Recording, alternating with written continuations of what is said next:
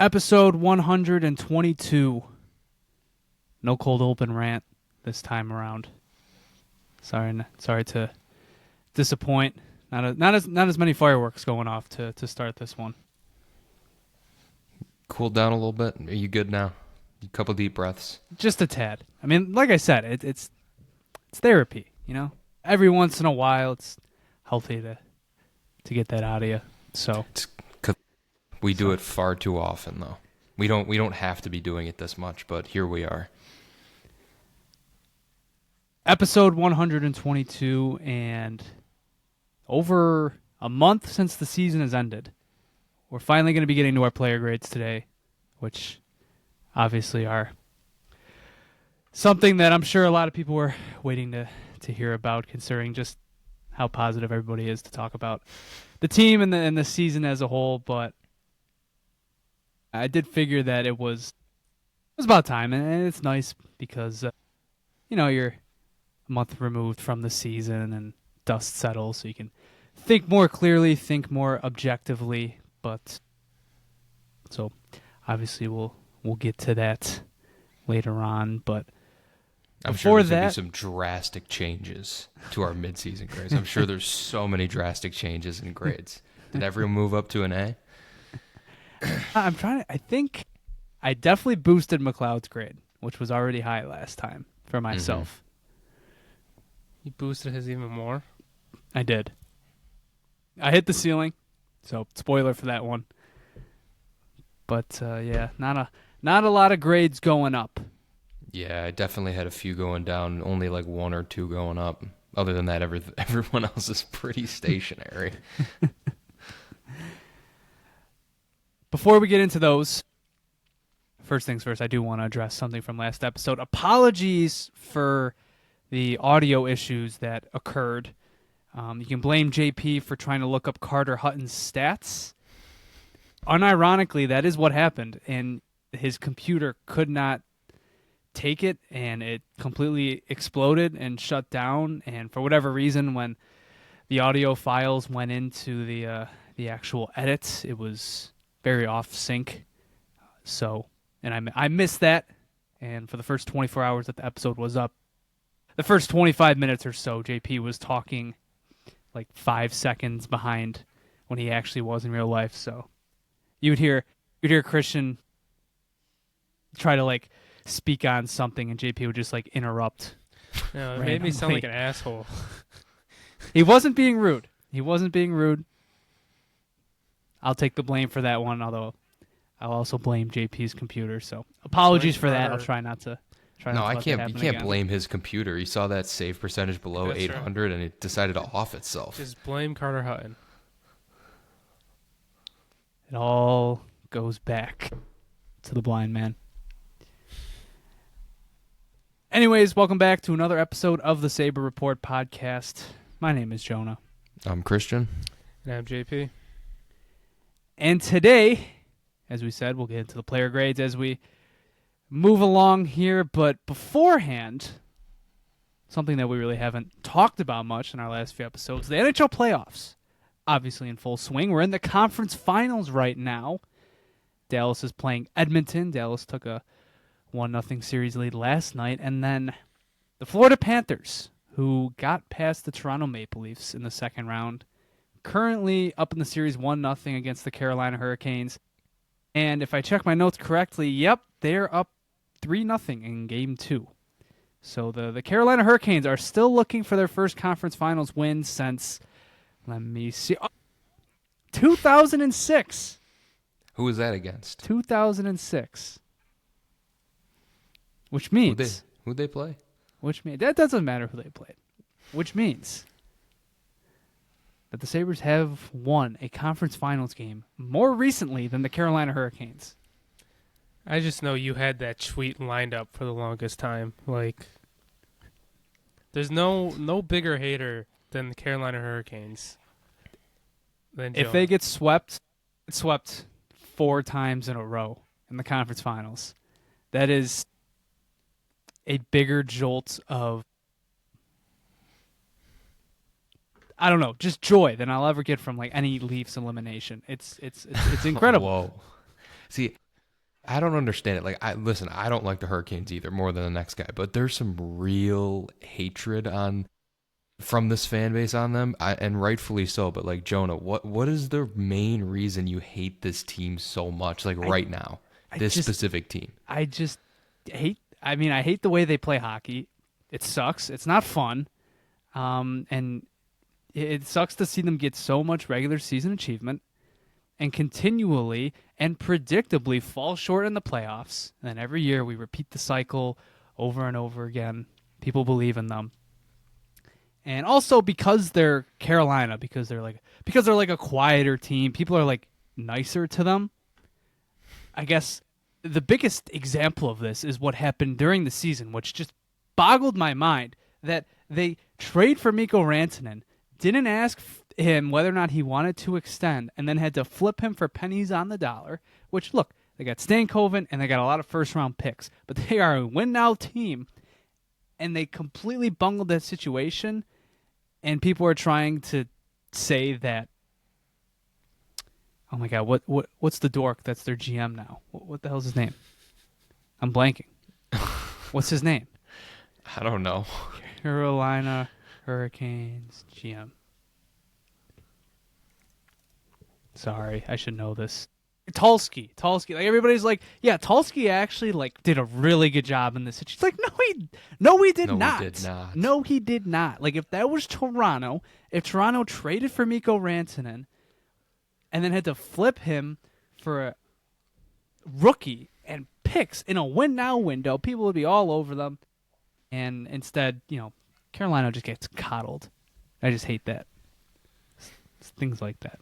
I mean, I know it's not working for them in this series, but they made it to the conference finals after They do it completely fumbling that. It feels like every year, like anytime they play a team that is better than them, they lose. Like it's not even every time they've gone to it's the conference finals. They've gotten swept. Like they haven't been able to win a game. I mean, I'm trying to think of their wins, like series wins. Who did they lose to last year? Wasn't Florida? It was it the Rangers? Yeah, they lost the Rangers. Then the year before that, they swept by the Panthers. The year before that, was it? They lost to the Rangers again. I don't know. I just despise that team. Despise them. Enjoying every second of them getting their asses kicked. They cannot handle playing the Atlantic Division in the playoffs. Never works out for them. I mean, not to mention, I just hate half their roster. I mean, Aho's a Sabre killer, so like that was just kind of out of respect. But even when you had to live through like 5 years of people saying that Svechnikov was in a tier above Dahlin, and he would go above him in the redraft, and there were so many people that thought that.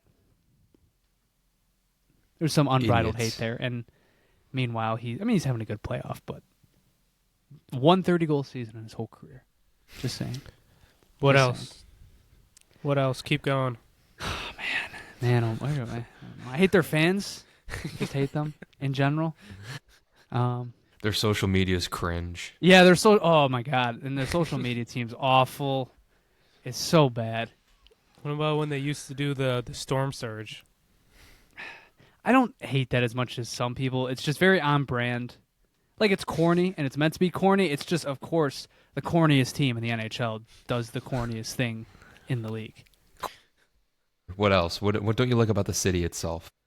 I got no ill will towards the city. What about Brindamore? He's always whining. He's got that stupid one, like, white thing, like the one, like, white strand of hair. Just looks dumb. All right, what about their owner? I think this is the only guy we haven't mentioned. I mean, Dundon is unironically one of the worst owners in hockey. Like, he's a straight-up scumbag. I don't even feel bad about that one. No, he's cheap. He's just a shady.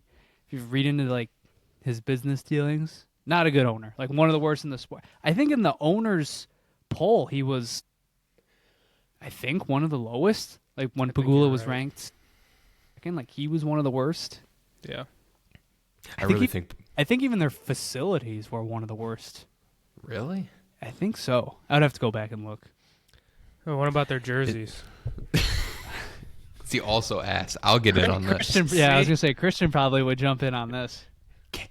Dude, the helmet combo with the jerseys, like what is it? The red is it the red helmet with the It's the the red white and white. It's jerseys? the red on the road. just It looks terrible. Yeah, it's bad. It's not. With Canes written, it's like the New Jersey's jersey logo. I've never. Yeah, well, yeah. The Canes is awful. Awful. It's so bad. I've never like. It's weird because it is a pretty iconic logo, like their actual main crest. But I feel like it's probably time for like something new after what 20 or so years. I don't know. Never been too hot about it. Can you say one thing nice about that organization? They're not in the division, so we only have to see them 3 times a year. I feel like that's a cop out. Okay.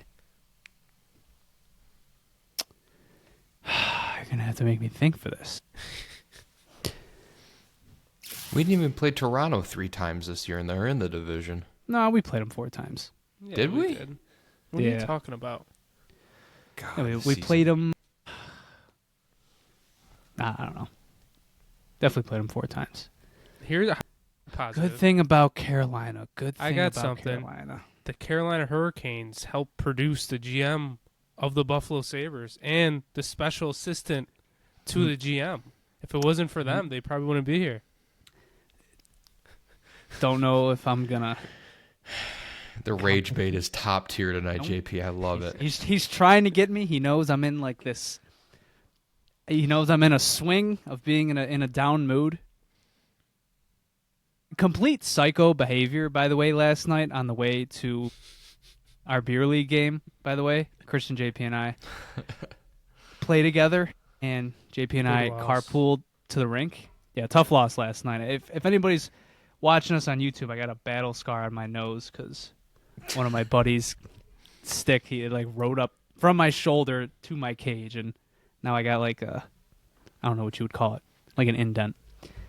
And JP's like, we need to fire you up. We need to fire you up before this game. And I'm like, okay. And he's like, did you listen to the Paul Hamilton 550 radio spot yet from a few days ago now? And I'm like, no, I haven't. He's like, all right, this is the best way to fire you up. So he made me endure.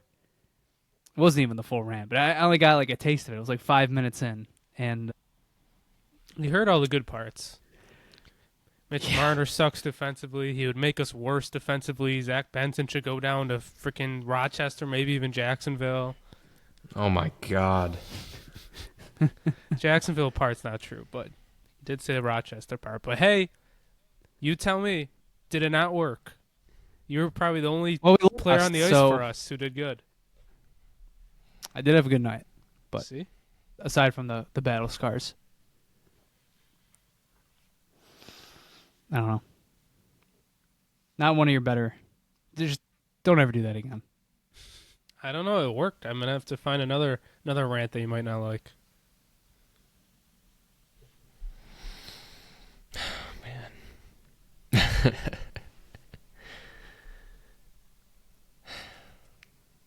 Friggin' Hurricanes, man. Still haven't listed a good thing, by the way. They look very We've got free. we went I'm off really. we went really- off track as soon as we started this thing.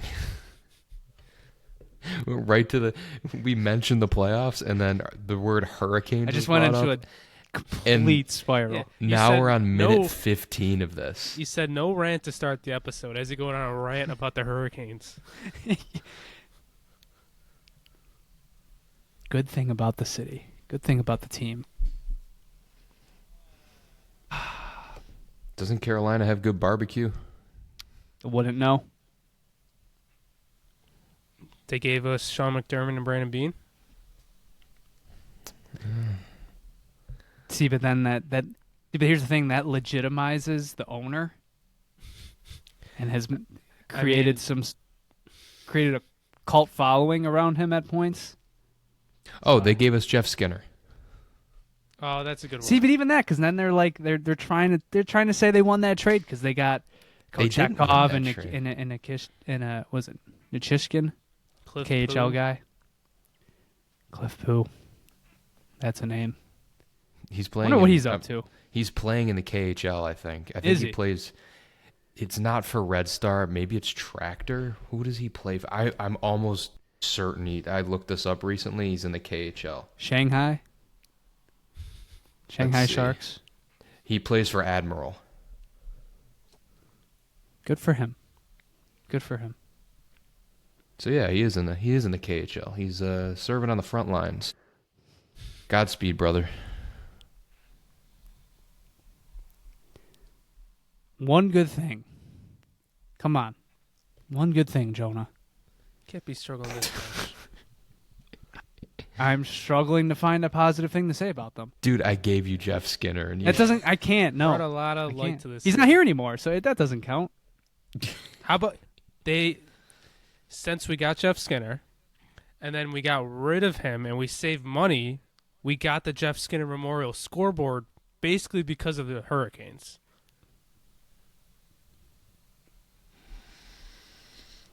The trickle-down effect.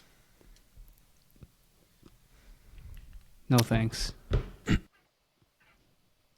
What else about Carolina? Carolina.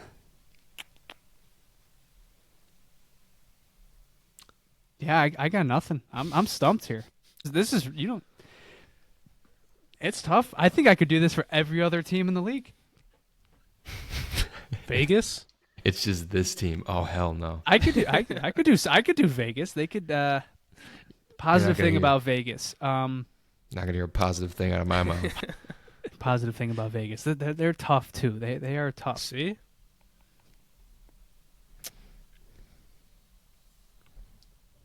Okay, so maybe there's two teams in the league I can't do this for. Well, what about the Senators?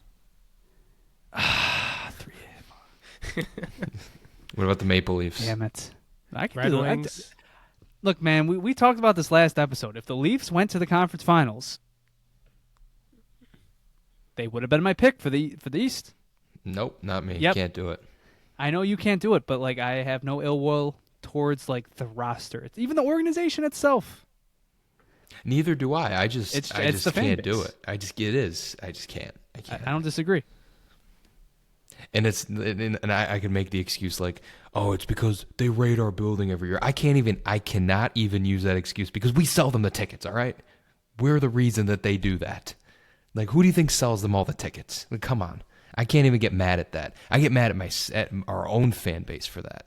But it's like, what are you going to do? It's like, not going to, it is what it is. Yeah, hate when they're Doing the wave. coming in. Yeah, you beat me to the punch. I knew that was coming. Still nothing? Not one. Which good one? thing. JP just threw 3 teams at me. Ottawa. You know what? Ottawa, shit. Ottawa, I admire their fans being dumb as hell. You know what? Ottawa, I'm just Ottawa, joking. I respect for seeing I respect an organization that got rid of, well, not got Whoa. rid of, not got Whoa. rid of, not got rid of, but no longer has a toxic owner. A new owner that actually wants to spend money on the team came in and actually spent money and put a good front office together and built a decent playoff team. So you know what? I got respect for Steve Stais. There you go. Or wait, is that the GM? Hold on.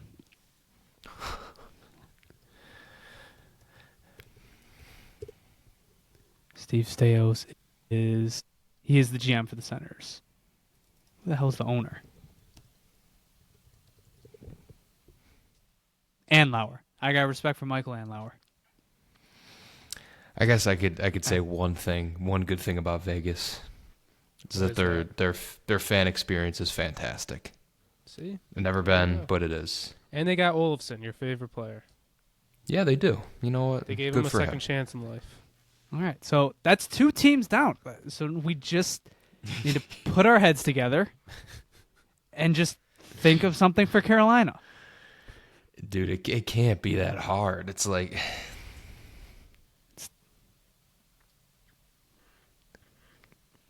The silence is loud. The silence is very loud. are the fans bad? I think so. Really? Like, what have you heard? Just not very smart online. No sports team's fan base is smart. Well, I always read about how like after 2006 they were proclaiming that. I think it was even after they returned to the playoffs in 2019. They were like, yeah, they have the loudest arena in the NHL. So Every fan base thinks that. well, I'm just saying, they are obnoxious. I'll just say the fans. I think they're about- fine. They don't really say anything. I don't notice them. How about they used to be the Whalers? Sick You classic know what? jerseys. See? Fine, we'll say that. The most positive thing about Carolina is that they used to not be a team. That Here we only go. took us 7 minutes took- to figure out, That's guys. that took us, that took us like 10 minutes of brainstorming, and you know what? That's the best we can come up with. So At least we got something. here's hoping that someday that cycle repeats itself. And They go back to Hartford. They go play in a mall again. Would it be better? Probably. sold their soul for that damn cup. Seems that way. About to lose 14 straight in the conference finals. Yeah. Anyways, playoffs aside, before we want to get into the player grades, there is one major storyline, but just overall, there's one team that is just in the middle of the NHL discourse right now, which is very on brand considering they are the center of the hockey universe. The Toronto Maple Leafs, who last time we recorded, were they still up 2-0? Were they up 2-0 in? When was the last? When did we record last? It was like 2 weeks ago. Let me see. Last time that we recorded an episode was 15th. May 15th. Let's take a look real quick.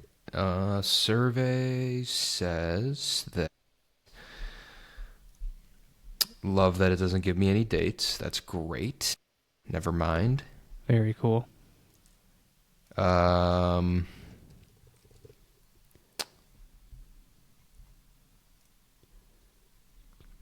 I give up. It's not giving me dates. This is so It shouldn't be stupid. so that Okay. difficult.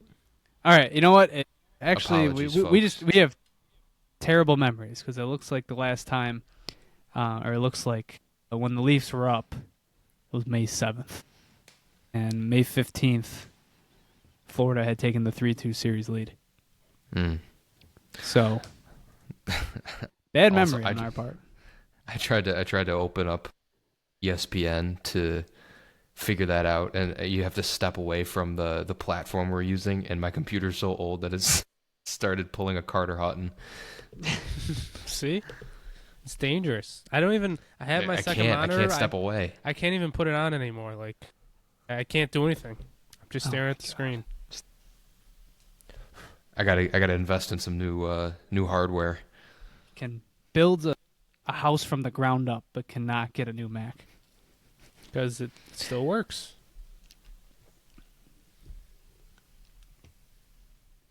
Anyways, last time we recorded, I think it was before Game 5, before that disaster, or maybe it was just after. Anyways, the Toronto Maple Leafs have lost again, Game 7, and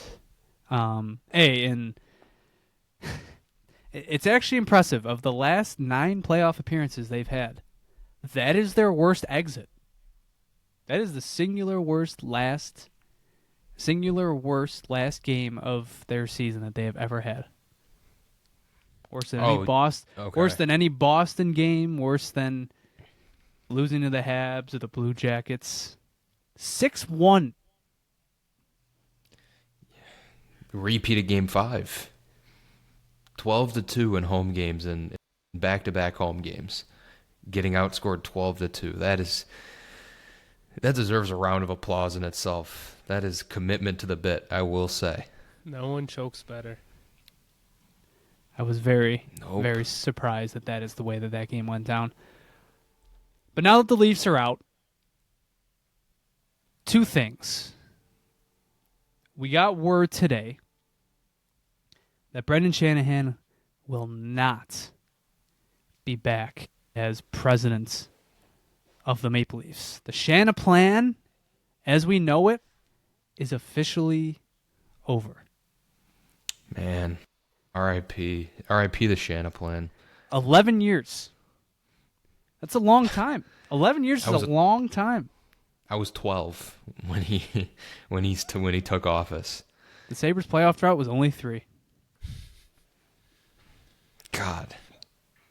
It seems like such a long time, and it's also not, but it was about time. They should have done this a couple of years ago. They just completely screwed up the Marner situation with the no move clause and the no trade clause kicking in and the firing of Dubas, and that was all him. It's like, I feel like Shanahan had a vision, and Dubas was like, all right, I got to change it up. And he was just like, nope, no, you're not. You're out of here. See you, buddy. The Dubas firing is really like the flashpoint of, like, hey, like that is probably, I won't even say it's like his worst mistake. It's where things should have changed, and it was the weirdest part of this entire saga because that was that 2023 after they lost in the second round? It's like they finally get past the first round, but losing 5 to the Panthers.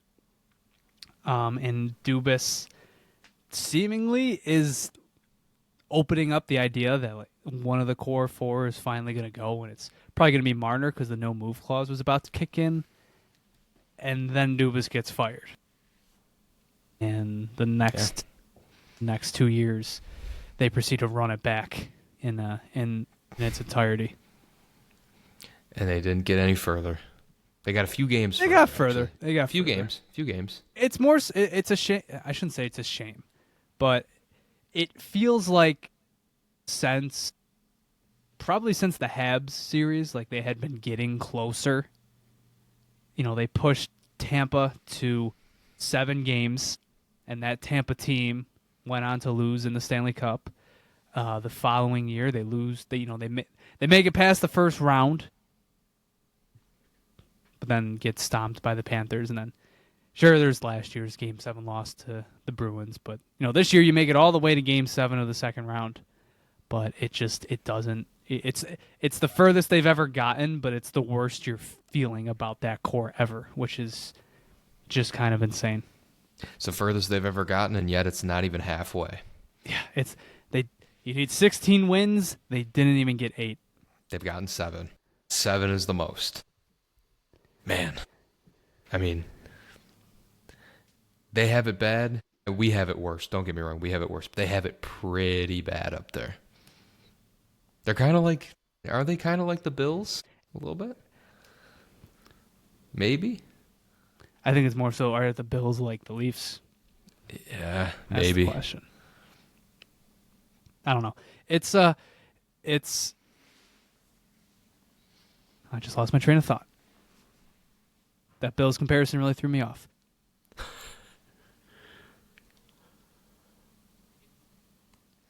I was going to bring up the comparison you made between like the suffering that Buffalo goes through compared to them. It's compelling, right? Because I still feel like, yes, you get 9 straight playoff appearances, 2 divisional titles. You're watching a generational goal scorer before you. You're probably watching the greatest stretch, at least in regular season terms, of the franchise's history. But at the same time, every single year, it ends the way it does. And for the latter, I mean, since 2020, it's been like predictable that this was going to end bad every year. So it's like a different type of torture. But still, I know I know I would take that any day over what's going on now. Yeah. I think the 2021 exit for them was the worst. I think that might have been it could have been the final nail in the coffin for that core. It's so incredible to think about they lost that series. Insane. 3-1 against a team they were dominating. Dominating. They couldn't get it done. They And had even two just- chances in overtime. Just yeah, I know. Like the way Nothing. they went down, the 2 comebacks in games 5 and 6, losing OT both times, and then game 7 they just It's laid an egg. nearly get like shut they out. usually do. Insane. Man. I was in Florida for like almost all of that series, and that was right before we won the draft lottery to get Owen Power. COVID was a again. wild time. It was. But that's how the Shanaplan ends. And I know we're gonna talk about Marner, but Brendan Shanahan, I think there's some sort of stigma around him now because of, I guess, how the Leafs situation has gone. But in my opinion, now that he is officially loose and he has even spoken to like the New York Islanders about getting right back into a hockey operations role, I don't see any reason why this is not the advisor you would want in your organization. Like look at what he came into with the Leafs 11 years ago. And you walk out of that organization with a ton of playoff failure, but look at what they have now compared to what they had going in. And it wasn't perfect. He has his flaws, but Jesus, this is, I think, the best option for the Sabres, period. I don't think there's a better name in the league. I don't. I seriously, For sure. I don't think there's a better guy suited to take on the Sabres. And I know it's just an advisor role, but like, this is he was at this exact point. Yeah. He came into an organization that's like this one right now. Just perennial losers. Just can't seem to, at least other than the I don't, even for the Leafs, like I don't even really like to count that lockout playoff year. It's like miss after miss after miss, just mismanagement, trading picks for aging players, and then those firsts turning into stars in the league. It just they turned into the punching bag, and he pulled them out of that, and they're not the punching bag anymore. So I would be all for it, but probably costs too much money, and you know how this organization feels about spending money, right? I know. It's just, it feels like such an easy pitch too. Like, I know his family lives in Toronto still. You don't have to uproot that. I don't know. It's the guy they should be all in on and throwing money at, or at the very least talking to. I mean, if we get through this whole advisor process and they don't even give the guy a phone call, like, at least we knew with Lou Lamoriello or Ken Holland, we knew they at least talked to them about it. By the way, Lou Lamoriello, last episode we talked about the airport thing. That came out the next day that he was there to renew his Nexus subscription. Why? That makes no sense. Like, if he flew from Long Island to Buffalo just to go to the border and renew his Nexus, that's the most boomer shit I've ever heard in my entire life. But look at who we're talking about. Yeah, it fits the mold. There's got to be an easier way to do it. You got to be able to do it online, right? Maybe it's got to be an in-person interview. I don't know. But he was like in a suit, like dripped out, walking through the airport. I'm like, man, you don't even wear like sweatpants on the flight or anything, man. It's hard to picture him in like casual clothing. So honestly, I get it. The suit just sticks to him. Casual to him is probably like a nice button down with a nice pair of pants. Different time, different generation. Easy drought iceberg edition. 100%.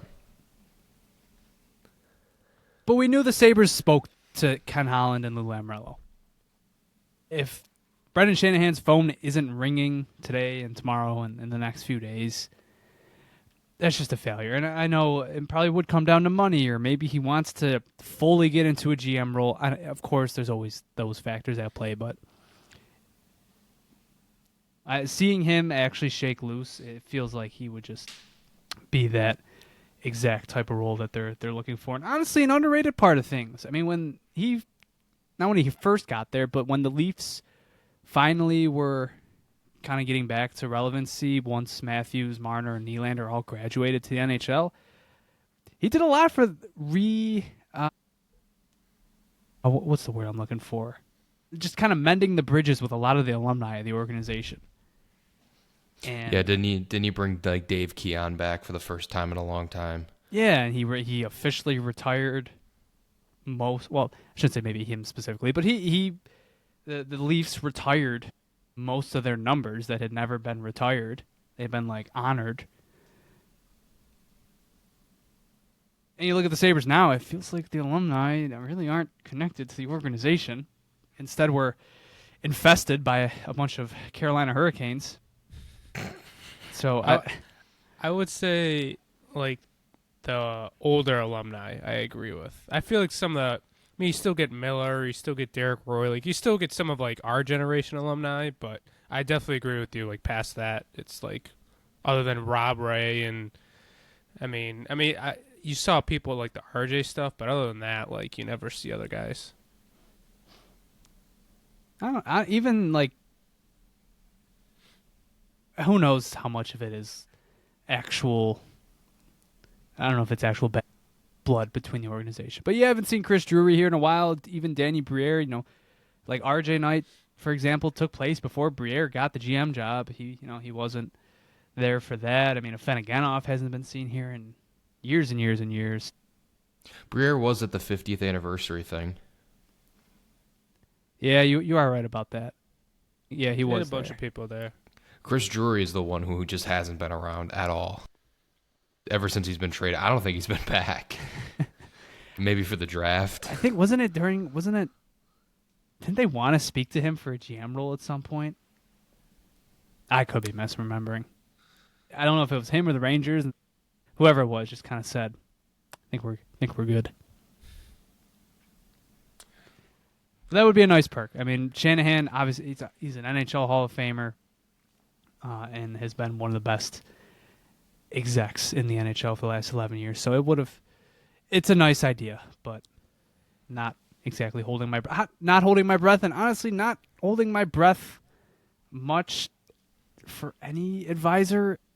I mean, we're pretty deep into this search process right now. We first heard about changes to the front office shortly after the locker cleanout, and Friedman's report about an advisor was 2 weeks ago.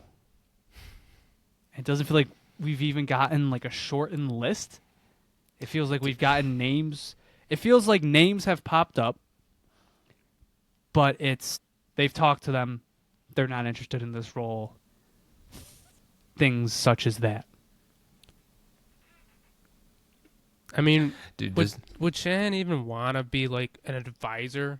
Like he's coming from being the president of, the biggest hockey team in the world, and now he would come down and be an advisor for Kevin Adams for the Buffalo Sabres, one of the worst organizations in the NHL. Yeah, I don't see it. Like I don't see anybody really. I mean, the only other name that I feel like is out there, and I think it's more just fan driven, is Dudley, and that would have to be after the Panthers get eliminated. So we could be waiting for another 3 weeks for that.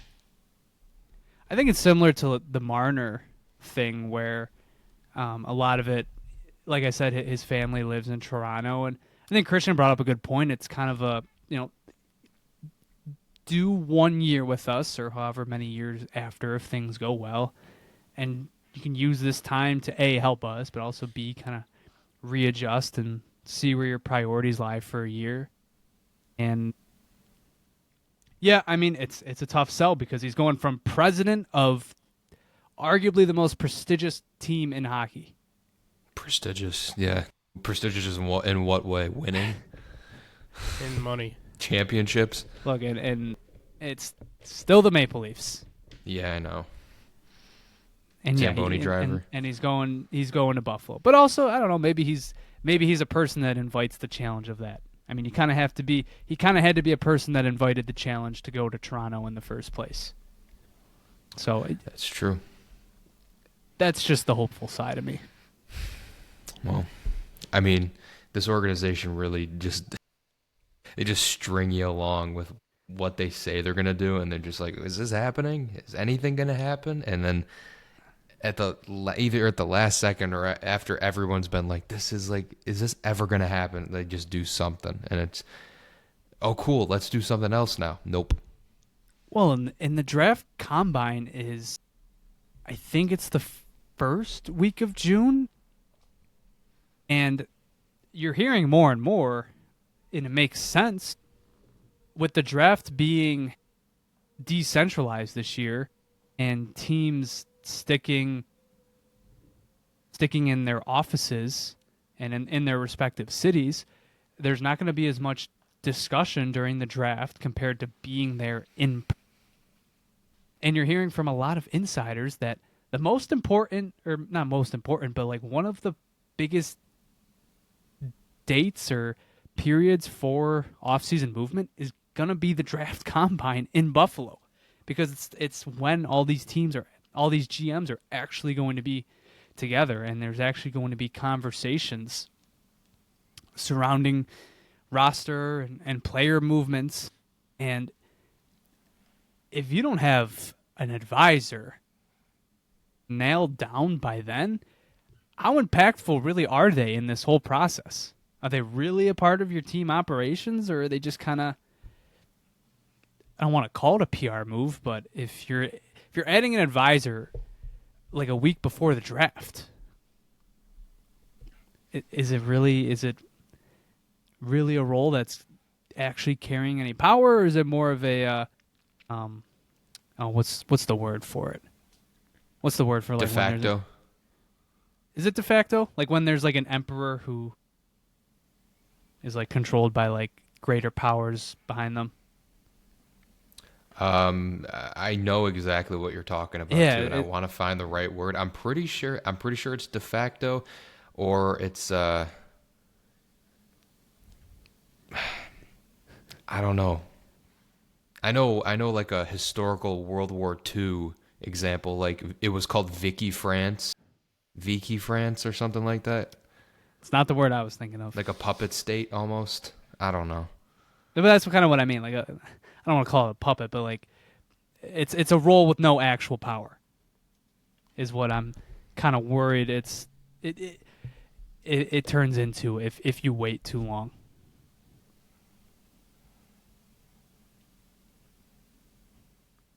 Anyways, Shanahan aside, that's for me it's an idea they should be all over, but you know we there's nothing leading you to the idea that that's a name they'll chase after. But I did want to, relitigate the conversation that we had a few months ago, because more importantly, with the Leafs losing, all eyes and ears have turned towards Mitch Marner, who has given zero inclination he is re-signing with the Maple Leafs. It's done.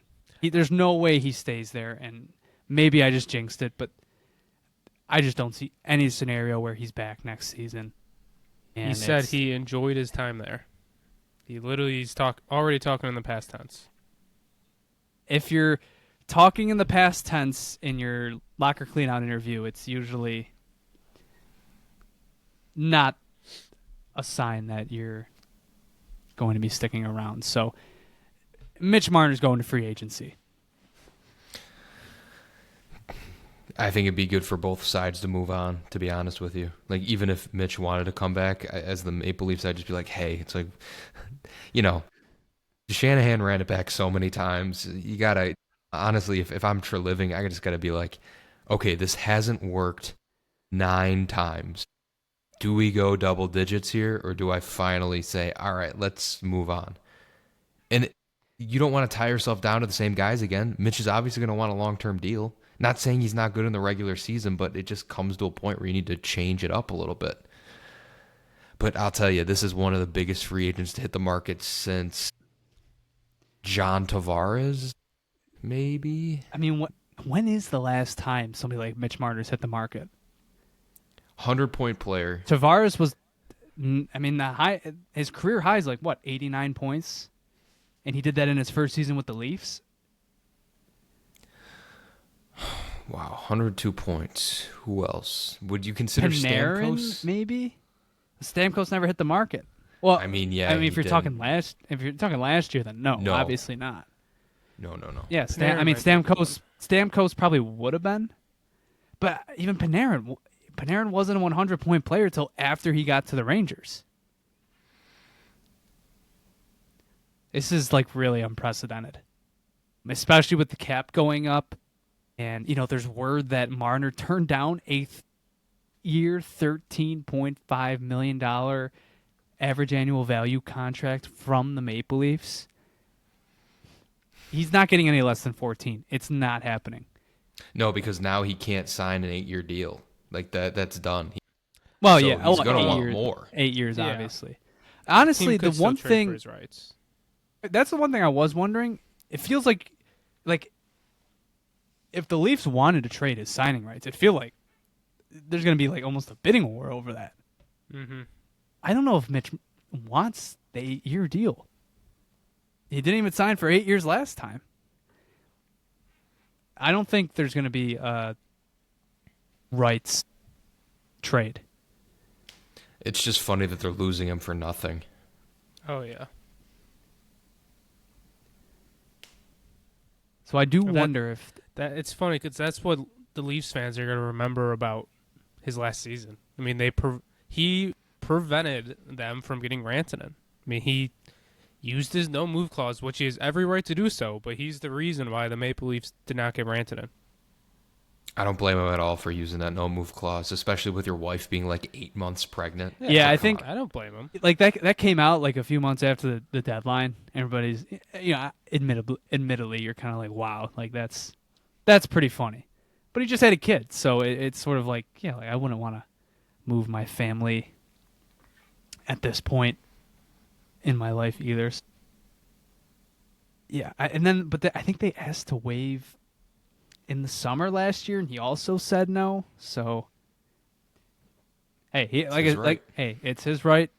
It's just very, very funny. But now that he's hitting the market, I mean, the discussion is inevitably coming back up of the Sabres should absolutely be. They should be all in. They should be. There's no reason you should not be all in on a pitch for Mitch Marner. There's just no. You will not see a player like this hit the market very often. And I know everybody's talking about next year's class with McDavid maybe hitting the market and Eichel and Kaprizov, but chances are none of those players are going to hit. No. This is your one chance. And you have a couple ins. I mean, we talked about this at length 2 months ago, but obviously Mitch, the Bills connection, it's there. It's kind of dumb. It's funny, but at the same time, it might mean something. The guy, his favorite athlete is Josh Allen. It actually might mean something, depending on what he say. But more importantly, at the end of the day, he's looking for money.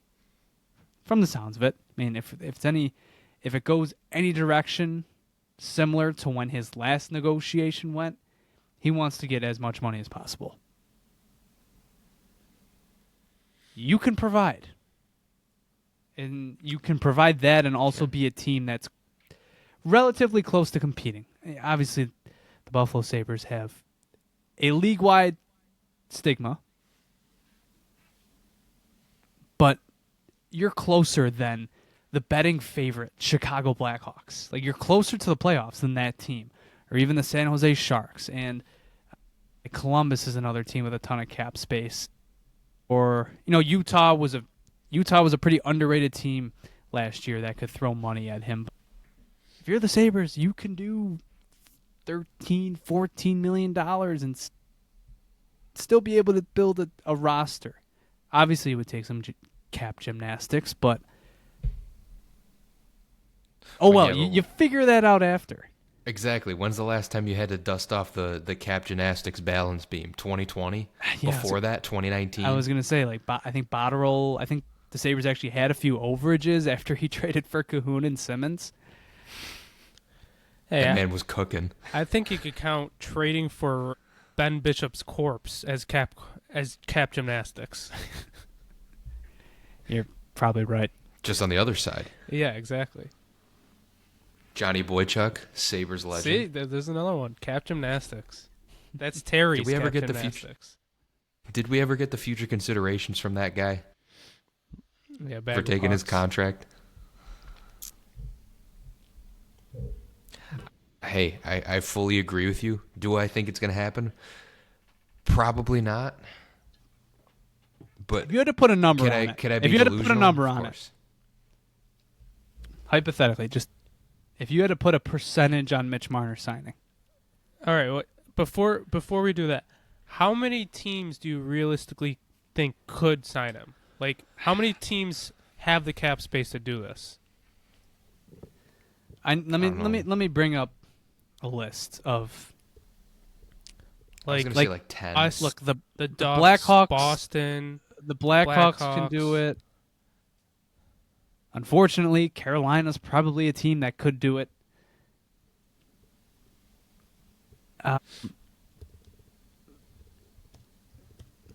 Want to take a look at some cap I feel like projections. Utah's for been next brought up in this.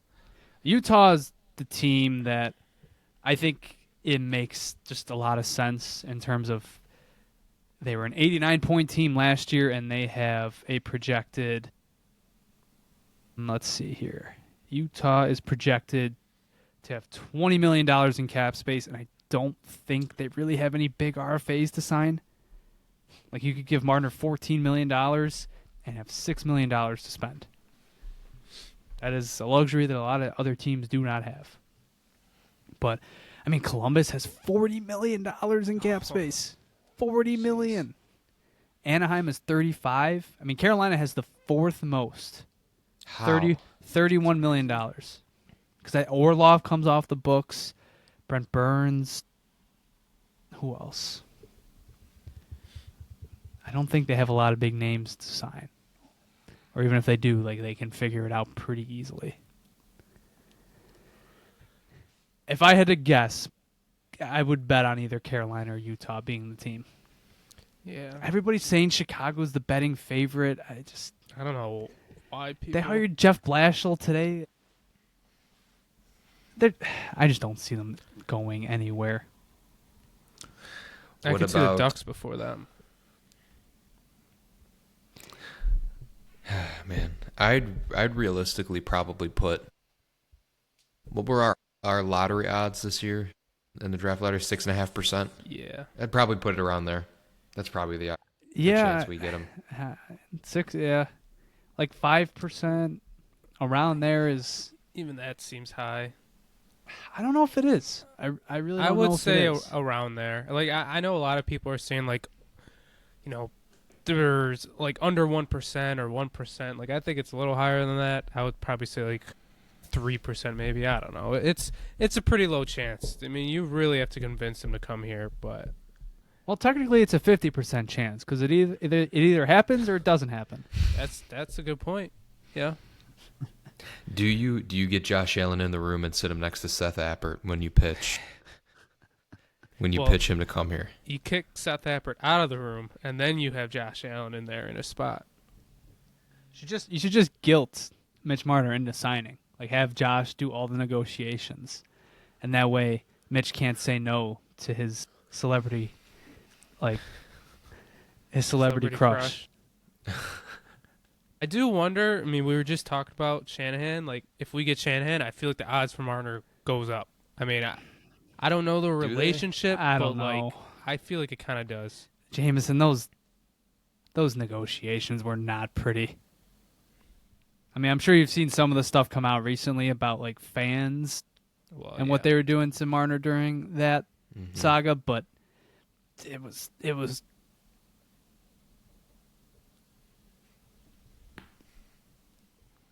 Anyways, Marner's agent is now Bowen Byram's, so Oh shit.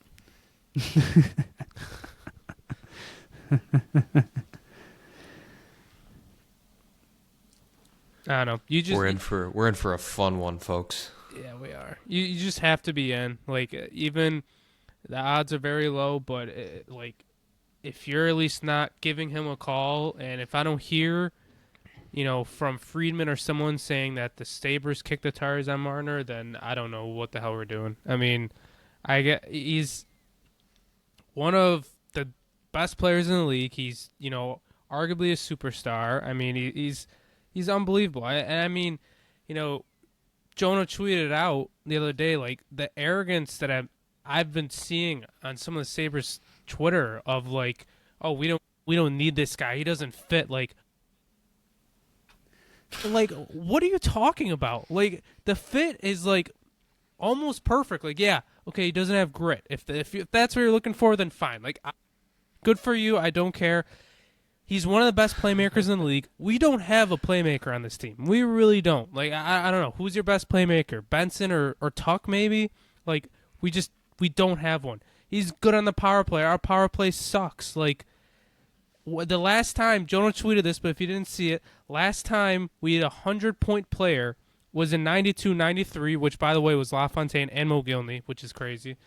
Then last time we had a 95-point player was in 06-07 with Briere. Now, Tage did have 94 and 22-23, but the point still stands. Like, we haven't had a player even close to this good in forever. And, like, even the playoff thing, I think, like, might be a little overblown. Like, I know he's had some ghost performances. He was a point per game this playoffs. He has 63 points in 70 games. Like, I think it's a little overblown just because it's the Leafs and, like, half the team doesn't show up. I mean, Matthews literally did nothing this playoffs. It's like I'm not going to try to downplay that. If full stop, like he ghosts a lot. He was terrible in Game 7. He was terrible. He was awful in Game 5 against Florida. Like probably one of the worst games of his career. I mean, it's a genuine concern. I know you can toss in the idea that, well, if he comes here, like pressure's off, maybe he performs better, which is fair. I don't want to downplay how much of a ghost he has been at points. I mean, it's been really, really bad. 102 points. We definitely don't need any of that on our team. Don't worry. yeah. I'm not Selke done, finalist. too. Yeah, he is very good defensively, which obviously we need to get better at defense. Like, he's good defensively. He plays in the penalty kill, too. Like, I got all the award listings from, like, the last 5 years pulled up, too. Like, this is, so I'm starting off with 2019-2020. He received one Selke vote, so that was his first year. Then in 2020 to 2021, he received, where is he? He was 10th in Selke voting.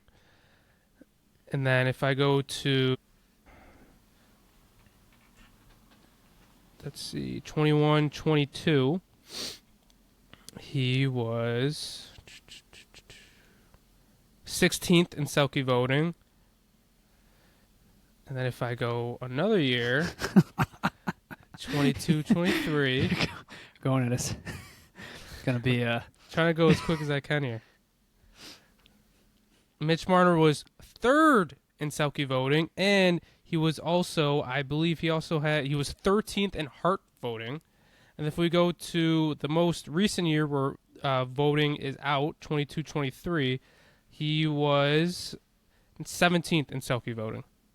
So, like, it's not just the Canadian media. Like, he's getting votes. He's a good two-way player, which we really don't have. Like, it just fits all the boxes. And I think the biggest one at the end of the day is he's a playmaker, and we don't have a single playmaker on this team. Like, I think, who had the most assists on the team last year, not counting defensemen? Like, did Tage or Tuck? I don't even know. Like, Talk, I would think. Even like Tuck, like he's not a playmaker. Like he's more of a balanced forward, I guess. Like Tage might have had a ton of assists. He's obviously not just a playmaker. Mitch Marner is a pure playmaker almost, and we need one of those on our team.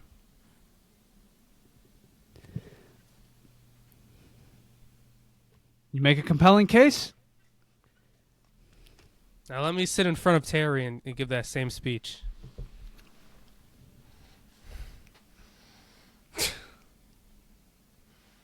I'm sure he wouldn't know who Mitch Marner is. I mean, hey, look. In conclusion, We signed this guy. We're not only trying to make the playoffs, Well, we're we're- trying to win the cup. Yeah, I mean, this is, yeah. So unsure. It's like, yeah, this is, yeah, I guess. Aren't One we trying point- to do that every year?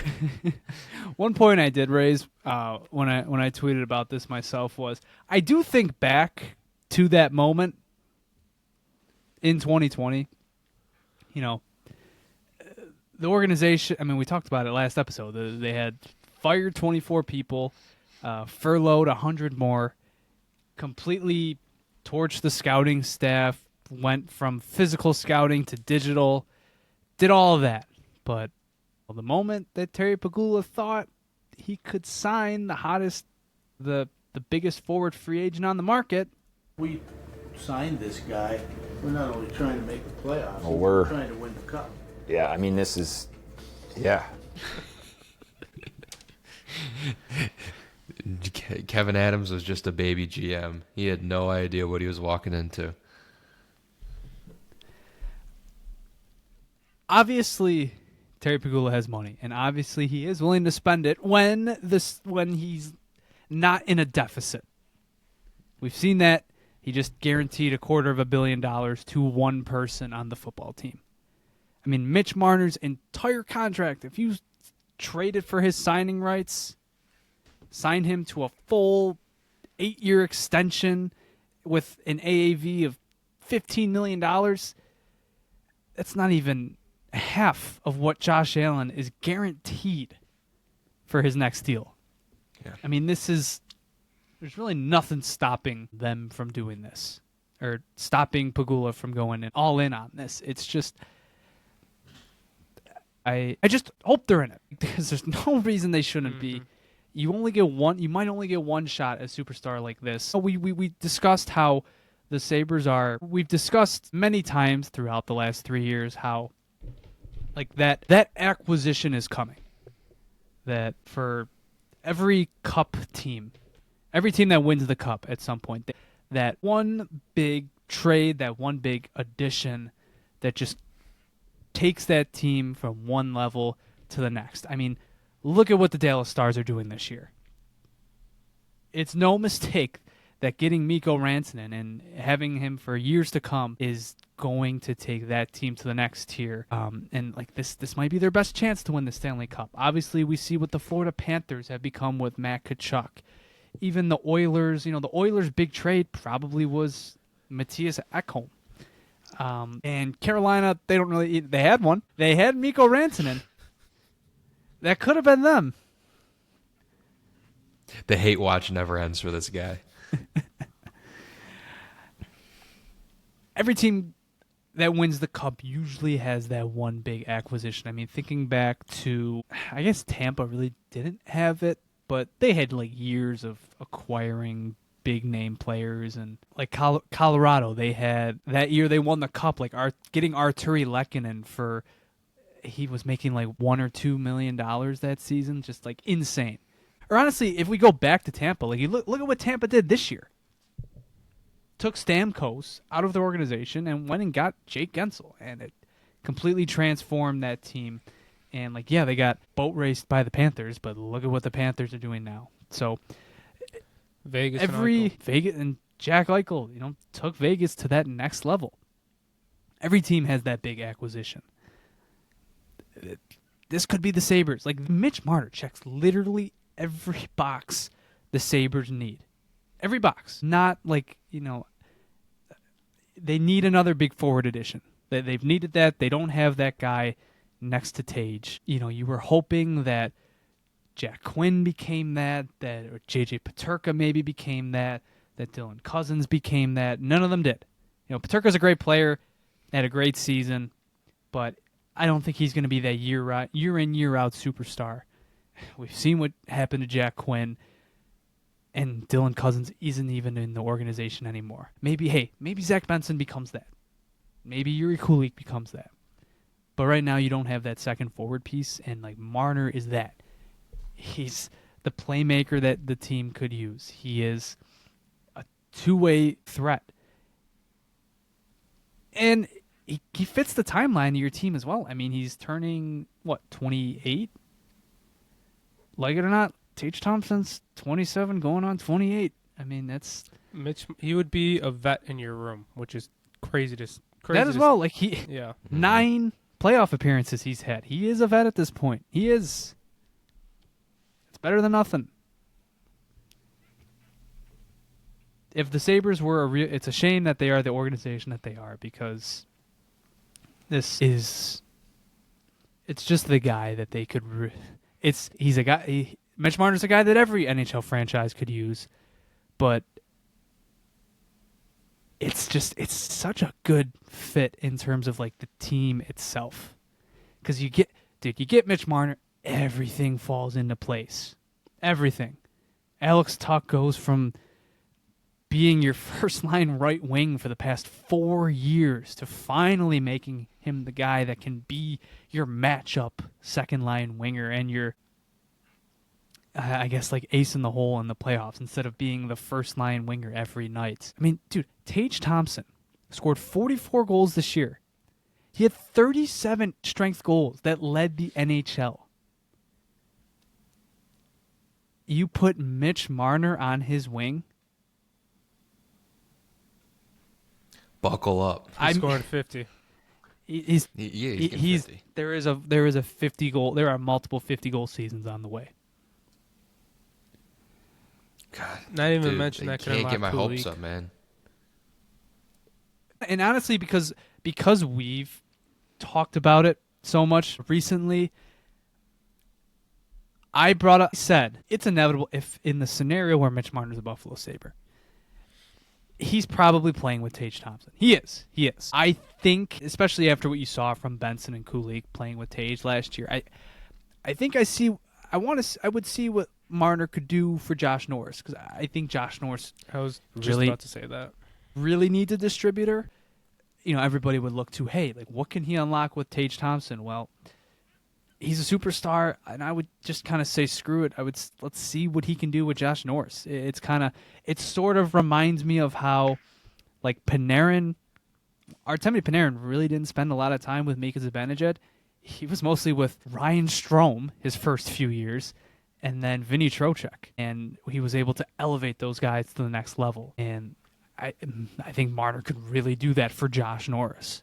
He could really, like, Norris needs a distributor. He's a pure sniper, has no playmaking ability. If Marner was on his wing, I think it immediately solves that issue or elevates him higher than what he could be. I also think signing Marner would force the organization to make other moves, because you don't have, at this point, like, you really don't have as much cap as you think. Like, if anybody tries to do a mock off season, it's tough to kind of fit in like Marner and some of these other guys. So, like, you sign Marner, Paterka's probably a goner, Byram's all but gone already. Like, there's already like 2 moves you would make, and like, I just feel like it would force us to make some other moves too, which could be good for, the team. Mix up some more guys. Like, yeah, maybe you can't make a huge addition at the defense, but I don't know. It would force you to do some other moves.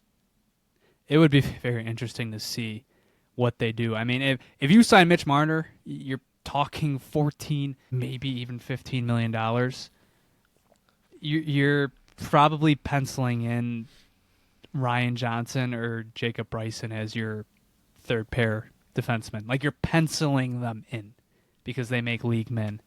And, like, it's tough. It would be really interesting to see what they would do if they got Marner, because, like JP said, like, long term, JJ Paterka's probably gone, and if you're talking next season, like, maybe even gone then as well. The trickle down effect would be very, very interesting. Mm-hmm.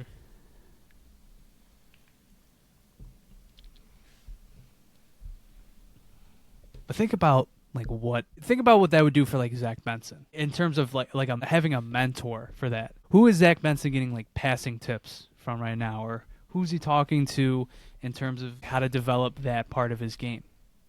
Probably Alex Tuck. Other than that, I have no idea. Eric Stahl now. Jason Zucker, maybe. They are very similar archetypes. I mean, Marner's got much better agility and whatnot. You know, he's got a thing for doing spinoramas, pirouettes. Even if it's a pass to the other team. Even if it's a pass to the other team. I think about like how much that would help Zach Benson, like, and just help him take it to the next level. It would be perfect. These are all great ideas. I'm really liking it. And I just can't wait to have our hopes crushed into a million pieces on July 1st. It's May. Got to have some fun with it. I'm not Yeah. trying another to get month of depressed. dreaming. Yeah.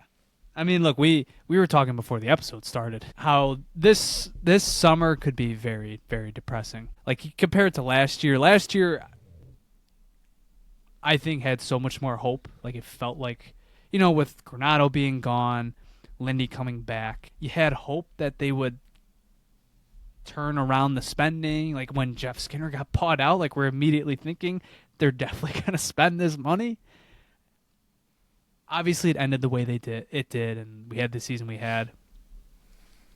Last year still felt more hopeful. This year, just every warning sign is off, and it's more the unknown. It's not. Yeah, I'm not waving any white flag. I don't want to be a total Debbie Downer for the next month. So it's fun. It's fun to talk about this. It's like gets your blood pumping. It like thinking about Mitch Marner with Tage Thompson and thinking about what he could do for your franchise. It would be a ton of fun. The M&M offseason is still alive. Yes, it is. But this time it's gonna be Marner and Martin. Marner McQueen. It's still alive. All right. Shall we get into the player grades? I got one thing before that. Christian brought this up earlier, which reminded me. He said, you know, we were talking about the Leafs, and he said Zamboni driver. If it wasn't for the Canes, we would have never have had the biggest like meme against the Leafs ever. So you got to give. You could at least give their Zamboni driver credit. How about that? You don't have to give the Canes. You could give the Zamboni driver credit. Or do you give credit to James Reimer and Peter Mrazek getting injured in the same game? No comment. I'll stick by what we decided upon. All right, player grades. Season's over, obviously. Last time we did these was right before the trade deadline. Cousins was And in also- my list. Cousins, Yoki Haru, Abe Kubel. All those guys are Fs on my list now. Because they're gone. I have it on my list. So, two things. First of all, as always for these, we kind of do the cutoff at 10 games. So anybody who didn't play 10 games, we usually leave off the list. I think we made an exception last time with Levi because he started 9 games. But he didn't play any other games past the trade deadline, so he's not going to be getting an updated grade. So that means still no Isaac Roseanne didn't hit 10 games. Noah Oslin didn't hit 10 games. Who else? Brett Murray Norris? didn't hit 10 games. Are you counting Norris? And we are not. I want to be fair to Josh Norris. I want to be fair. It would not be fair to him to grade him off 3 games. Because I feel like a lot of what we would say is baked into injury, and that's on the organization. That's not on him. So Norris will not be a part of this list either. I think that's fair. Yep, that's fair. And secondly, last time we did these grades, Jesse was on the pod. Tried to get him on for tonight. Could not. Schedules didn't align. But It's too good for us. he did submit some grades of his own, sent them to me, and with a quick little explanation, so we'll be able to throw those in. just like last time, we'll throw them into a spreadsheet. JP is the spreadsheet guy, so hopefully he can pull that one up. Didn't you do it want last my time? computer to crash? Give it a shot. If it crashes, it crashes. Hey, last time we did grades, my computer crashed. You remember that? I was texting you them. Did we? Yeah. It was your because you had no storage on your computer. Your Yeah. computer was so. I was gonna say you were still using like OS 10. Yeah, I remember. I texted That's you all. crazy. So no, I will not be keeping track. Yeah, of it this. could give Someone else. you. can. Oh my god, I'm not good at spreadsheets. We could easily just do this. We got 4 people. It's not that difficult. Fine. Let me hold on. Let me hold on a sec. Do I even have? You definitely have access. Do I even have Excel pulled? Do I even have Excel on this thing anymore? Just pull up sheets. No, I got Excel. From the old UB days. Must be. Maybe they didn't take my Office access away. Let's take a look. If it loads. The computer is lagging. Not God. not a good sign.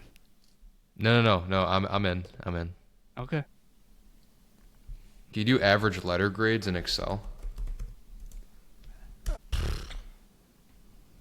Never tried. Could just assign it a number. Right, that's what I was thinking. But we do like minuses and pluses, though. That's the thing. Right. You just zeros and F. You go 1, 2, 3, 4, go up. Do a little me X make- lookup. Little X lookup Dude, action. this is what I'm talking about. Like, you are the specialist here. You know what you're doing. Hey, I know how to do X lookups, asshole. I don't. I don't know what an I X work in lookup Excel is. every goddamn day. Yeah, I do not.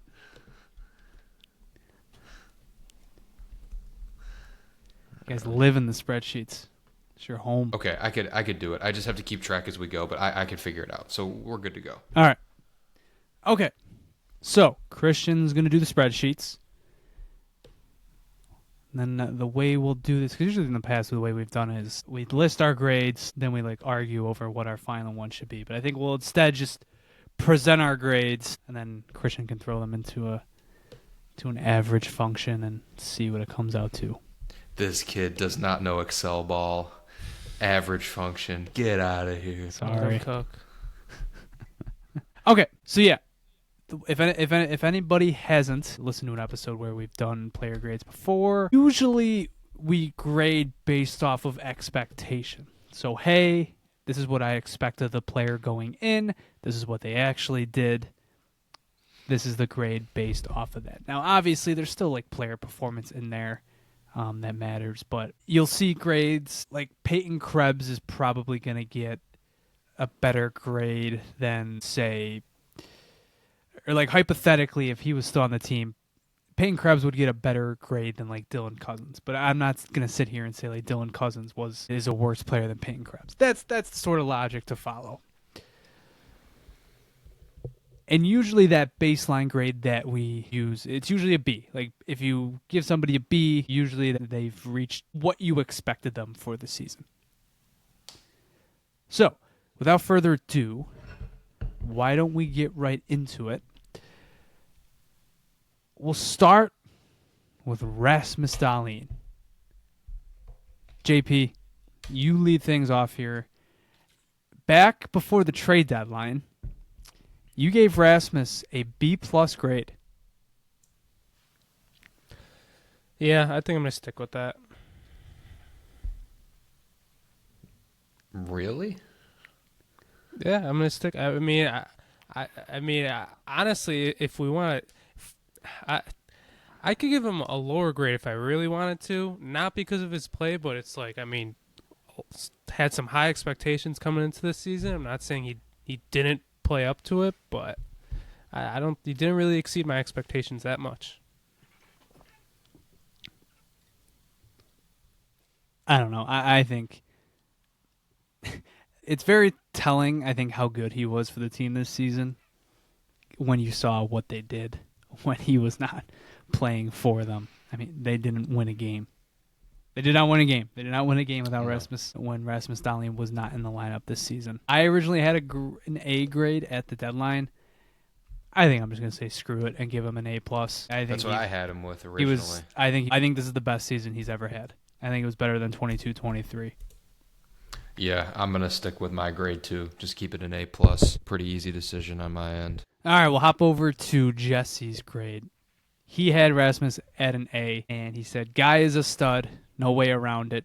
Did everything that was needed from him, and then some. So Jesse submits an A. Next up on the list, Tage Thompson. As we said, 44 goals, 37 strength, and that led the NHL. I'll start with this one. At the trade deadline, I gave him an A-. I'm going to bump him up to an A. I think the only reason he doesn't go full A+, I think, is he had that little dry spell in the winter. Now, I think he was playing through injury and such through that, but I think just that little dry streak he had, I think that just holds him back from getting a full A+. He was awesome this season. I think even that, I think he did surpass my expectations a little bit, and just how good he was, for me, it gives him the A grade. I think for me, pre-deadline I gave him an A. I was kind of going back and forth between maybe moving him to like a B+, just because when he lost his center position and he benefited from moving to the wing, don't get me wrong, but I feel like it was kind of like more of like an incomplete type of player when you get moved. Well, you can't say that because, you have Mitch Marner and everything, but I was just saying like he lost an aspect of his game that we thought he had playing center, but very, very minuscule type of thought process there. So I just left it at an A. Yeah, I'm at an A too. I agree with Jonah on his little dry streak, and I mean our entire power play sucked this year, but he, kind of like supposed to be your best power play player, and I mean, I don't think anybody was really good on the power play, so I'm holding that against him a little too. Jesse also had him at an A. Said he still doesn't think he was 100%, but he was still the leading scorer. A full season of healthy Tage would be special. Moving on to Alex Tuck. This one was famously contested because Jesse dropped him to a C+ at that point during the season. It's insane. Which, insane. He did raise him to a B for this one. He said he picked it up at the end. I'm not his biggest fan, but he had a hell of a last quarter of the season, so he even impressed Jesse in the end. I had him at a B+ to start, or back at the deadline, and I'm just going to keep it at B+. I think, scored a lot of goals this season, but still I think he was Alex Tuck. He was what I think I expected. You would expect Alex Tuck to be at this point in his career. Gave him a A-. I'll go a little higher. I mean, he was the Alex Tuck that we've seen these past few years. I think the other stat I want to mention, most block shots ever by a forward in the regular season. Just shows his two-way game. Yeah, that was exactly my thought process. I originally had him at a B+. The guy, as the season went on, you just know how important he is to this team and that you need to get an extension done soon. So I moved him to an A-. So I think that brings us to our first interesting one. Jonah, you said B+, right? I did. Okay, cool. I think this brings us to our first interesting one. Bowen Byram. So at the trade deadline, we were pretty, we had a consensus grade. I went B+, JP had B, Jesse had B+, Christian had B. After the trade deadline, we saw Bowen Byram in some different places in the lineup. Most importantly, we saw he had gained the responsibility of having to drive his own pair. And in my opinion, it did not go very well, and it confirmed a lot of suspicions that I had and that we've had about Byram to this point. And for me, that's going to drop the grade from a B+ to a B-. I still hesitate to go C+.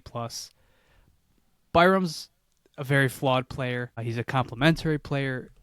He's not the guy that I think he thinks he is. He's not going to be a team's number one, but he still scored a decent amount of points for the Sabres, especially considering he didn't get power play time. I think the team was still better with him this season. It's just he has flaws. I think it's gonna prevent him from sticking around in the future. But I will go with a B.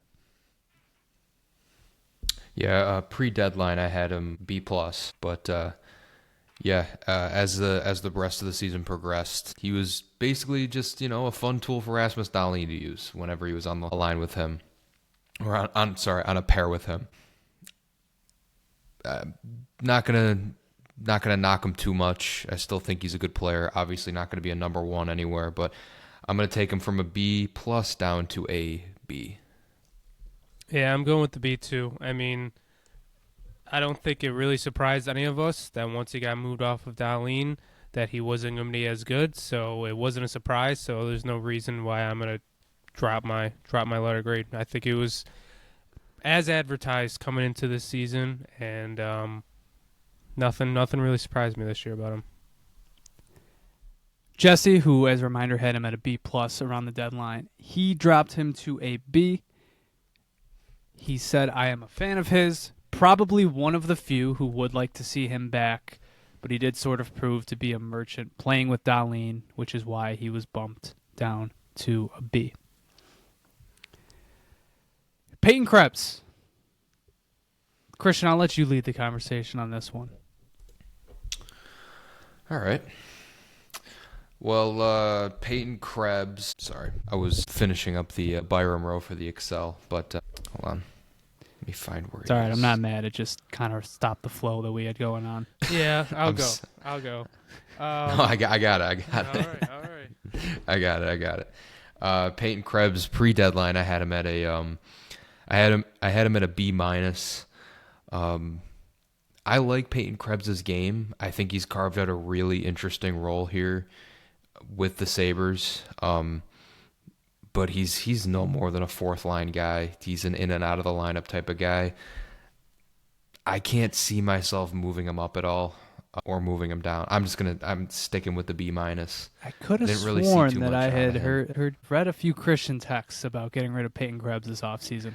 I'm saying he's replaceable. I think he's carved out an interesting role with this team, but I'm not saying that he's not replaceable. He 100% is replaceable. But yeah, nothing jumped off the page to me to say that he picked it up at the end of the year, or he, fell off. He was just kind of there in his role on the fourth line. So I'm going to stay at a B-.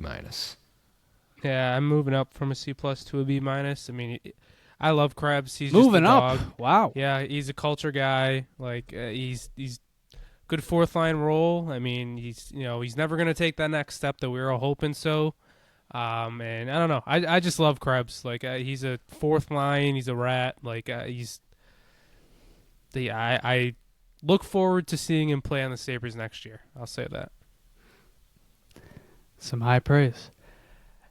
Krebs is, I think, always the guy that I use as the example of trying to explain our grading system, because I don't know if there's ever going to be a year where he isn't a B. He's just, what to expect from him at this point. He has basically been the same player for the past 3 or 4 seasons, so I think he is perennially stuck at a B for myself. Jesse had him at a B- and is going to stick with a B- as well. He said he's fine, could be the most whatever player of all time. Doesn't hurt, but I struggle to notice him. It's valid. Moving on to the best signing in Buffalo Sabres franchise history, Jason Zucker. At the trade deadline, very high praise. A's across the board from all of us. I'm gonna I should specify. A few of us, myself and JP, both have him at A+. I'm actually gonna move him down to an A. The scoring dried up a bit towards the end. Still a hell of a signing by the Sabres, and obviously he got the extension shortly after we did our grades, and he's going to be around next season. But obviously, he was so hot for a large part of this season, and it kind of inevitably slowed down a bit. But still, I put him as an A. He was great. He was a great signing. I don't think anybody would disagree. Are you saying Jason Zucker's hot, Jonah? Is that what you're saying? Just say the grade. I'll just say I agree with everything Jonah said, and I'm giving him an A too. Yeah, you're not gonna hear me talking bad about Pookie Jason Zucker, so I will also give him an A. Jesse also had him at an A. Glad they got the extension done. Big fan of his. JJ Peterka. B's, B pluses, and B minuses across the board at the trade deadline. I'll start with Jesse's grade for this one. He went from a B plus to all the way to an A minus. Obviously, career high in less games played. He had 68 points this season. Jesse says, I think he only gets better at times, our best offensive threat. Imagine if he was good on the power play. Couldn't agree better myself. Could not agree better. If Peterka was half decent on the power play, he would be probably looked at as a core piece of the Sabres.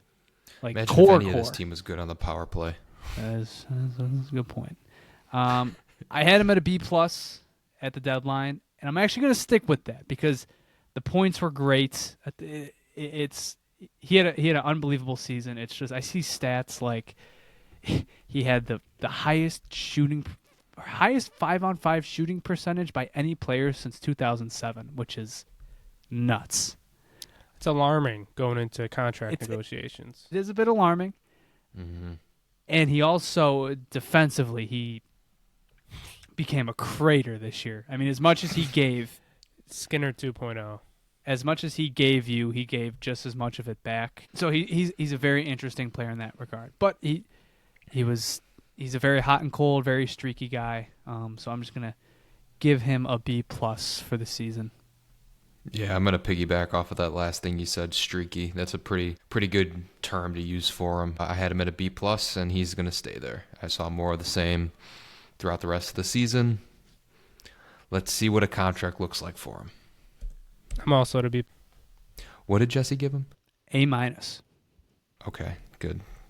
Almost. It doesn't really affect the raw average, but whatever. Okay, so we get to Mr. Luukkonen. Not a good follow-up season to the career year he had in 23-24. Got the big contract extension. Prior to the deadline, we were basically in agreement. I gave him a C, JP C minus, Christian C plus, Jesse C plus. That was before James Reimer took the starting job towards the end. Like, it was a bad season for Luukkonen. It just was, and it's not even the type of bad season where like I get angry. He's a goalie. He's a goalie. Seasons like that just happen. But in the end, I am gonna have to give him. I gave him a D grade. Yeah. We now pan Jonah. over to the Luukkonen Leader of the hate club. I was gonna say whatever the opposite of the Luukkonen fan club is. Dude, when we did these midseason grades, I gave him the highest grade out of all of you guys. That is- I gave him a C plus. That's true. But unfortunately, he's getting bumped down to a D plus. D plus. Wow. Still higher than Jonah's. I'm actually Still surprised you didn't. highest. Yeah. Because I'm Well, giving him a Christian's D2. Christian's expectations are, Right, basements. exactly. It's a good They're- point. Yeah. They're not at the floor. They dug like a 5-foot hole. That's where his expectations are. Yeah, he gets a full letter grade drop. I mean, Optimus Rhyme has enough aura to take over 5 goalie starting jobs, but it's like, dude, Luukkonen, come on, buddy. Your season was pretty bad. D plus. Jesse gave Luukkonen a grade of. He gave him a D. Okay, I'm actually gonna try. Couldn't find my spot. Jesus Christ. He gave him a C minus or a D plus. I guess he couldn't decide. And the only comment he had, trash. That's all he had to say. Give him a D plus. We're not giving him a C Yeah, minus. all right. That's ridiculous. What did you give him, JP? I gave him a D. You gave him a D? Okay. And then we get to Ryan McLeod. Ryan McLeod. Pookie.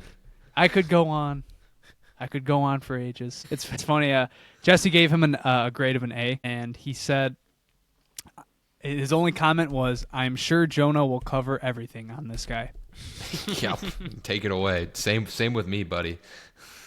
At the deadline, I think every single one of us had an A, like, in agreement across the board, and after that, I think he got even better. I mean, he totally took over Dylan Cousins' spot in the lineup. He became the 2C down the stretch. He got to 50 points.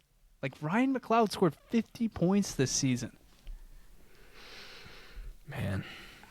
I think back in our original trade reaction episode, I think when JP and I were discussing him, I think I said at one point, like, yeah, like, I think he has a ceiling of 50 points, like, if best case scenario happens. We got best case scenario. I mean, Ryan McLeod was just unbelievable this season. Totally. I mean, I will sing the guy's praises till the end. I went A+. He was awesome. Yeah, mention he got the 50 points, but he got the 20 goals last game of the season. Too. He's got his 20 goals. Yeah, like, if you would have asked me, I absolutely would have predicted his stat line was 10 to 15 goals, and he just racked up assists. He'd scored 20 goals this season. His career high to that point was, like, I think 11. He was awesome. He will always be a 20-goal scorer now. I also give him an A. I think mine would be the tipping point for whether this is an A or an A+ in the average. I gave him an A pre-deadline, but I mean, he got better. I'll bump him to an A+. Yes. Yes. Good season for him. Hopefully he get it. Then we get to our other big forward acquisition of the offseason, Beck Malenstein. At the trade deadline, I gave him a B. I'm just gonna stick with a B. He's very much like Krebs. Like, pretty much everything I expected out of him coming in, he ended up doing. Yep, Beck is a good soldier, and I think he met expectations, so I'm going to stick with a B as well. Giving him a B+. He's a dog. Love him. Good man, JP. Good man. Good forechecker. Yeah, he's good use of our second-round pick. I don't know where that went, Seth Appert. Jesse gave him a B-. He said he was a bit harsh on him in the midseason grades. For context, he gave him a C+ back in February or March. And he said, perhaps it is what we gave up to get him that has me so low on him. Gotta let it go, guys. It's just a pick. All right, on to another divisive one. Owen Power. Honestly, I'm not even going to say anything. I'll go last for this one. I think I had him at a C+. You had the lowest grade for him. Yeah, I'm probably just going to stick here. I mean, he got hurt like not too many games after the trade deadline, so I feel like not too much changed. So I'm sticking with the C+. He had a sophomore slump. I think that's fair. I had him at a B+ or at a B- at the deadline, and I think that's what I'll stick with. Owen Power's just kind of been the same player for the last 3 years, and I think right now we're just kind of at that stage where we're just waiting for him to take the next step. And I guess that's my disappointment, is that, we're waiting for it. We're waiting for it. Even though he was fairly productive this season. I mean, Jesse's year-end grade for him was a B+, and he said he didn't know he had 40 points, so he's got no complaints. Real quick, could you guys give me your two grades again? My Excel was being weird. B-. C+. C+. Okay. Yeah, pre-deadline, I had Owen Power at a B+. I guess I expected more out of him down the stretch just because of the contract and because he's the first overall pick. And then he ended up getting hurt. Obviously, not his fault. It sucks, but I'm not going to be sticking with a B+. I'm going to move him down to a B-. A little bit of a slump there. It's all right. He'll be back. Zach Benson at the deadline, I think, might have been our weirder ones to grade because the impacts were there. The advanced numbers were off the charts. But obviously the production was lacking a little bit. He was still kind of down the lineup. I mean, I think at the time he was on the fourth line at points with Krebs and Malenstein.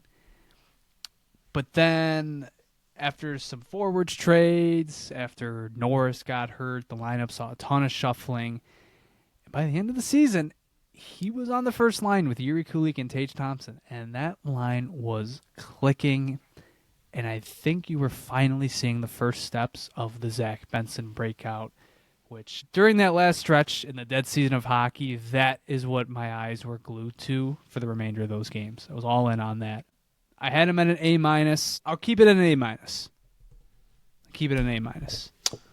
I could go to an A, but I know I would get killed on social media by a certain crowd. I'll keep it at an A-. I'm not scared of that crowd. I was at an A-. He's going to an A. He was at an A- before he was playing on the first line, and he got moved to the first line, and they were great. I guess my thinking is like I knew that was totally within his power. Yeah. Well, he's an A in my book. Good job. Yeah, I'm with you. Contrary to some people's beliefs, he is an NHL player. And he's just a fun player to watch. He can be a fun player to watch in the offensive zone, and you see some of his playmaking ability came out when he was playing with Tage. So, I mean, I think I said this at the end of the season. Like, I want to see that Kulik, Benson, Tage line some more, and like that's a lot of props to Benson. He was, a big role in that, and I don't think you could, forget about his defensive impacts too. He's a good two-way player, and he's only 20. He should only get better. Jesse gave him a B+, smallest guy on the team, and also the tough. Right on. Definitely is the toughest guy on the team. That's for sure. JP, you gave him an A, right? Yes, I did. I think Krebs might be the toughest. I don't know. Krebs might be above him, but Benson's definitely right there. Jack Quinn. I don't think he needs an introduction. I had him at an F at the trade deadline, and despite the points seeing an increase, I'm keeping him as an F. I'm not letting that fool me. Man. He had 40 points this season, so I feel like I know that some people might think I'm disrespecting him. Even when he was playing quote-unquote good, I think I would just never really loved what I saw with his game.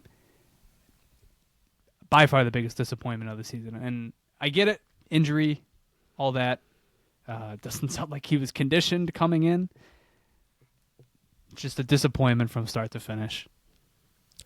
All right. Well, I had him at a C. I had him at a C- pre-trade deadline. I mean, I think personally I was more disappointed in what I saw before the trade deadline than after, even though you could say it was all propped up stats and stuff. But you know what? He produced. He hit 40 points. Not gonna move him up crazy, but I'll move him from a C- to a C. I'm moving him from a D- to a D. I know all the analytics don't lie. I trust that more than just point production, but he did have a few flashes towards the end of the season, and the point production was there, but still massively disappointing season from him. And I don't even know if we project him into the lineup next year, which is crazy to think. So they have to make a decision on him. He's an RFA too. Like, I can't forget about that. Like, Peterka's the big one, but Quinn is too. Jesse went with a D+. Playing with McLeod may have fixed him, but still not a fan. Connor Clifton. I had him at a B prior to the trade deadline. I'm not really going to spend too much time on this, but the only thing I can remember from the second half of the season was that stretch he played with Bowen Byram, and it did not go well. So I dropped him a full letter grade. I went down to a C. I'm at a C+. My biggest gripe with him might be that he sucks on the penalty kill, and they put him out there a lot. Yeah, not gonna spend too much time on this one. I had him at a C. He's staying at a C. Jesse had him at a C+. He just said fine. That's all he said. Fine. He said fine. Yuri Kulik, A's across the board at the trade deadline, aside from Jesse, who had an A-. He kept him at an A-. His only comment, he had a nice goal against Pittsburgh when I was second row behind the net. Nice. Yeah. I'm keeping him as an A, or at an A. I think I said at the trade deadline, this was a guy you didn't even know if he was going to play 20 games with the team. Mm-hmm. And by the end of the season, he's your first-line center. Yep. And it wasn't undeserved. I mean, right now, if Tage Thompson is a winger, Yuri Kulik is your best center on the team. As much as I love Ryan true. McLeod, as much as I love him, Yuri Kulik is a guy that I think you can handle, that you want in your top six, as opposed to McLeod, who you want lower in the lineup. Yeah, he's staying in at A. First line center, what else is there left to say, honestly? That first line was clicking down the stretch. Too bad it was in garbage time. I'm actually dropping him down from an A to an A-. Like, that top line was great. I love it. I need to see his production up a little more. I feel like he kind of did cool off. He's streaky. He's young, so I'm not gonna hold it against him. His brain being destroyed multiple times may have played a factor into that. Definitely valid. But like Christian said, Sidney Crosby had concussions, and he's still good, so you can't hold it against him. Not getting into this. Jesse had him at I already said Jesse's grade. Moving on, Sam Lafferty. The bald man. Had him at an F. Going to keep him at an F. Disaster signing. Lost his spot to Tyson Kozak halfway through the season. Yeah. There's really nothing left to say. He got more games towards the end, but that was kind of because of injuries. F. Yeah. Congrats. He got more games. That's the only reason he's not an F. He's a D-. He's staying what he was pre-deadline for me. Yeah. I think I'm sticking at a D. Jesse had him at a D+. He said, nice goal against Tampa that one game. I don't even remember him scoring against Tampa. I don't even know. He remembers one moment, and he's like, okay, yeah. Yeah. Matthias Samuelsson. I had him at a C+ at the deadline, dropping him to a C-. Feel like we've talked about him at length, and I think the grade speaks for itself. Yeah, I had him at a D pre-deadline, so I was already pretty harsh on him. You're in the Sam Lafferty category, buddy. D-. Sorry, you have to hang out with the bald man. Congrats. I'm actually, I was C+ pre-deadline. I'm going to stick there. I mean, I feel like it's all a little overrated on how he performed. I mean, granted, he did play with Dahlin a lot more towards the end of the season, so of course he's going to look better, but we all knew that's when he's going to play his best. We know he's not going to be able to carry his own pair, so nothing really surprised me, and I think as much as I would be completely fine if he's not on the team next year, I think the hate can be a little overblown sometimes. Jesse, who had him at an F towards the trade deadline in the wake of his non-response to Tage Thompson being hit, he actually raised his grade to a D-, but his only comment was mega trash. Real. Jacob Bryson, one of 3 players that earned himself an extension after the trade deadline. I had him at a B+ prior to it, but down the stretch, he didn't really play well. I think one game after he signed his extension, he was a healthy scratch. I went down to a C. Also a C. He was better last year. Jacob Bryson's a good soldier, and I'll always defend him. I had him at a B pre-deadline. He's staying there. Jordan Greenway, another guy who earned himself. Wait, what did Jesse do? Good call. B-. He said he's also fine. Jordan Greenway. Surprisingly, JP and I were, I shouldn't say surprisingly, but we were pretty high on him coming in. around the trade deadline. A minus for both of us. It stinks because I think I'm gonna group the injury into his grade, which stinks. I'm just gonna go from an A minus to a B plus. I think he was good. He was good when he played. It's just the worst ability he has is his unavailability. Yep. I'm with you. I'm at a B plus too. I did drop him down. I mean, we're already so far removed from the season, but I do wonder if we were inflating our thoughts of him a little now looking back on it. But I mean, I think he exceeded expectations, and I think he did deserve that extension. Yeah, I had him at a B pre-deadline. Just got to find a way to stay healthy, man. I just bumped him down half a letter grade, B minus. Jesse had him at a straight B. Did what I expected. Nothing bad to say about him. All right, Optimus Rhyme. God, I love some Optimus Rhyme. We all had him. Jesse had him at a C plus, but the three of us all had him as at a B.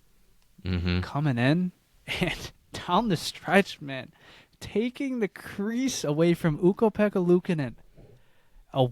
Possible one last hurrah in his career. I gave him an A. Full props. Give him the A's all around. Come on. Yeah, I bumped him from a B to an A. Great job, man. Jesse, Well done. Jesse went a full letter grade up. Went from a C plus to a B plus. Called him the best goalie on the roster this year.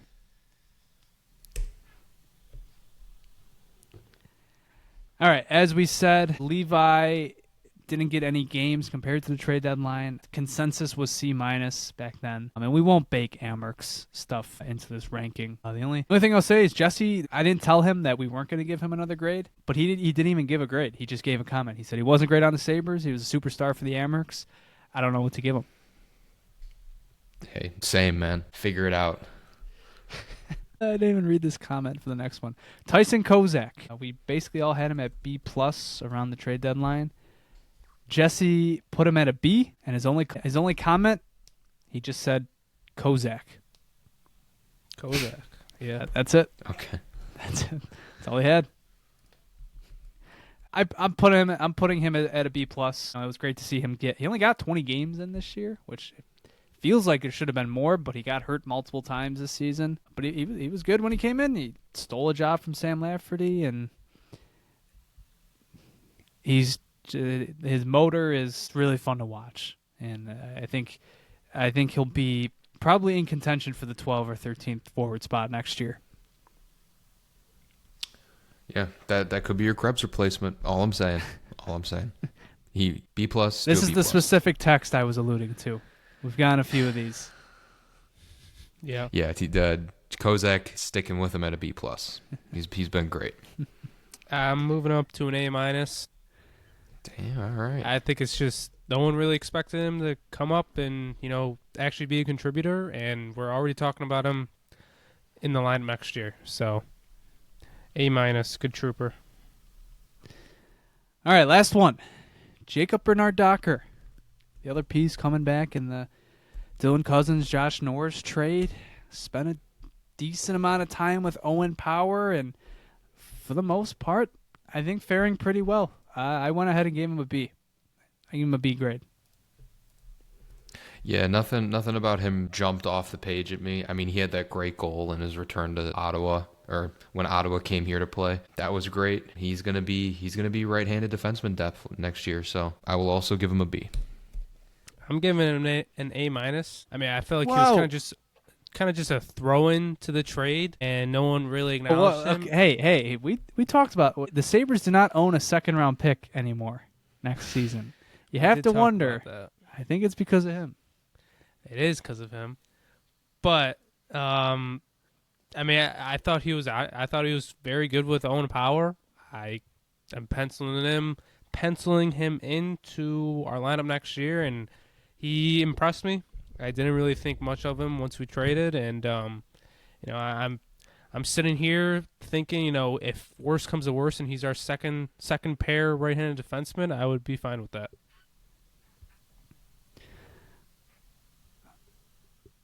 Jesse gave him a B minus or B plus, and he just said he liked him. So, that'll wrap up our player grades. Christian, do you want to give us a recap if your model's going well? Model is going well. You're just going to have to give me like 1 to 2 minutes just to populate the formulas real quick. Okay. While you're doing that, we'll do one more thing. I don't think we did these at the trade deadline. Grades for Lindy Ruff and for Kevin Adams. We'll start with Adams. I think that's... Actually, no, we'll start with Lindy Ruff because I think that's a really intriguing one. Obviously, the team did not fare well this year. Some long losing streaks, but the season, for the most part, kind of ended it ended well, you know. He got his 900th win, which was awesome. JP, what are you feeling if you were to give Lindy Ruff a grade? I'm going to give him a C+. I mean, at the end of the day, what he was brought in to do, he did not do, which was to get us to the playoffs. I think my grade probably would have been lower on him at the trade deadline, but like you said, we did finish, better. And, I think even the players, when they were talking about him in their postseason press conferences, they were saying how, they're starting to get used to Lindy and starting to get used to his system. So that late season push definitely helped out his grade, but at the end of the day, his job was not good enough this year. I think I'm going to have to agree with you. I think a C+ is where I'm at. I hesitated. Maybe I was going to go up to B-, and the only reason I say that is I think there were a lot of good things that Ruff did this year. I mean, look at the end of the season. Your top line, Tage Thompson was playing with Zach Benson and Yuri Kulik, and it was pretty deserved. And identifying that Yuri Kulik could thrive at center is something I think was a huge win heading into this offseason. I think realizing Zach Benson was ready for the top 6 was a really good development. Identifying that Tyson Kozak was better than Sam Lafferty, basically right away figuring that out. I think that was it was something that you probably like. Lindy Ruff had a stigma after coming with New Jersey with the whole Alex Holtz thing that he kills development of young guys, and even that dates back to his first tenure as head coach with a bunch of guys. That wasn't the case here. He had some really good moments, and some players thrived under him. Think of Ryan McLeod and Jason Zucker. It's just obviously the overall product was not great. The team didn't take enough strides offensively or defensively as you would have liked. Overall, the special teams, he still shares a bit of blame for that. He's the head coach, and you can't have a 13-game losing streak and not blame the head coach a little bit for failing to adjust. So C+, it's more so just looking at the results of Ruff rather than my feeling going into next year. Like I'm fine with him returning as head coach. It's just the results were not there this year. I think you even got to give him credit for moving Tage to the wing. I'm not sure how many coaches would have taken one of the better players off of center to the wing. Yeah, especially when our center depth, we have center depth, but I think it's unproven. I think that's fair to say. And maybe it's more proven now, but McLeod being the first and second line center for us, Kulik being up there, it's not like we had a plethora of options to move Tage to the wing.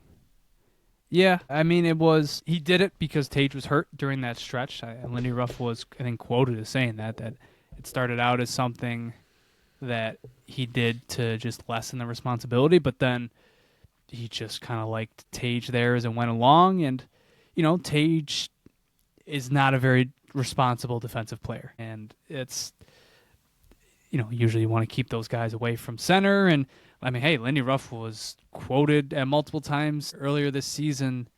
Remember there was that one quote circulating about how if the centers don't, it was about Thompson and Cousins, about how if you're not doing the work that that a center needs to do, then we'll make changes. Hey, Tage had an insanity run as a Selke candidate, though. So He did for a solid 20.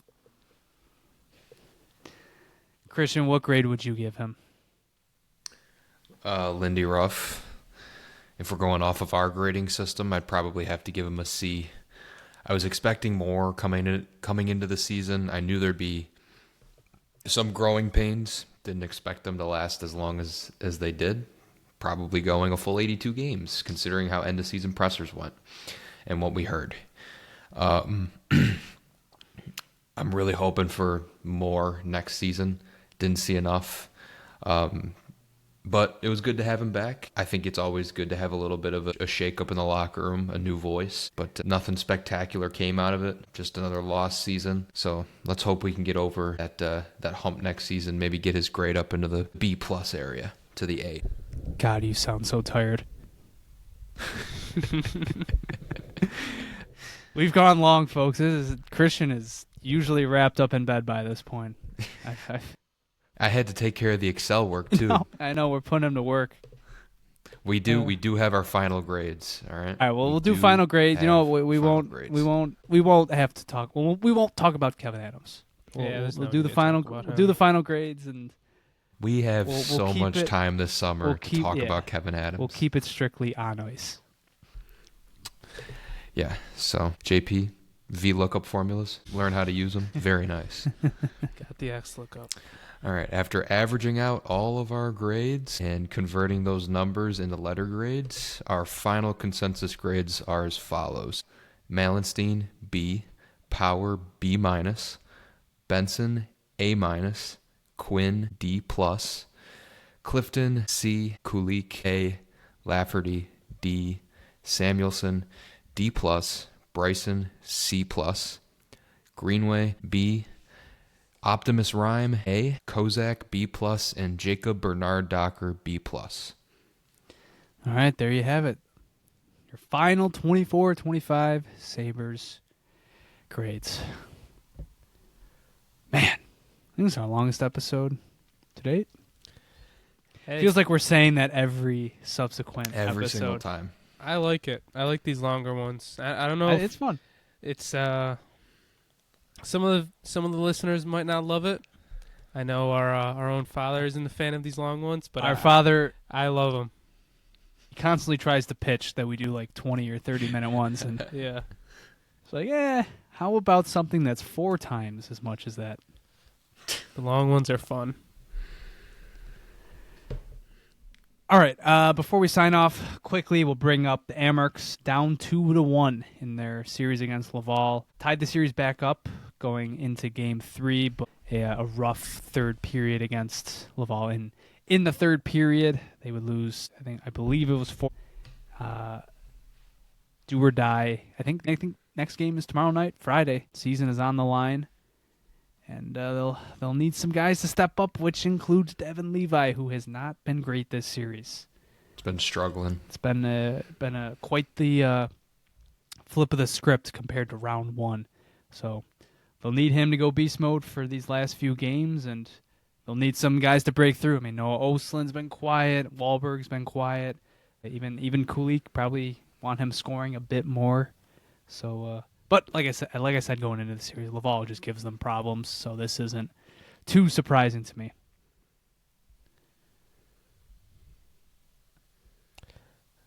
I got 2 things to finish to final thoughts. I could already see Jonas smiling. He knows what I'm going to say. But first, USA Hockey, they just got past. They just won their quarterfinals match, but the only reason I'm bringing this up is Tage is like being a beast out there. He's like one of the best players in the tournament right now.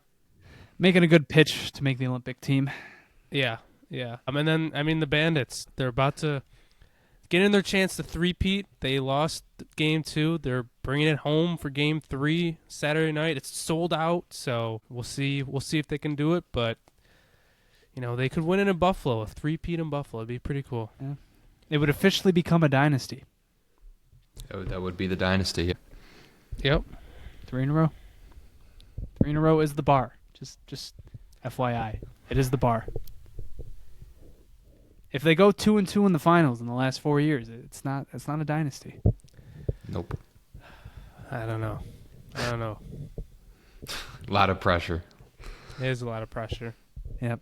No, awesome to see the Bandits. Obviously awesome to see them in the finals again, and always nice to see that building pumped, to see some playoff whatever. Mm-hmm.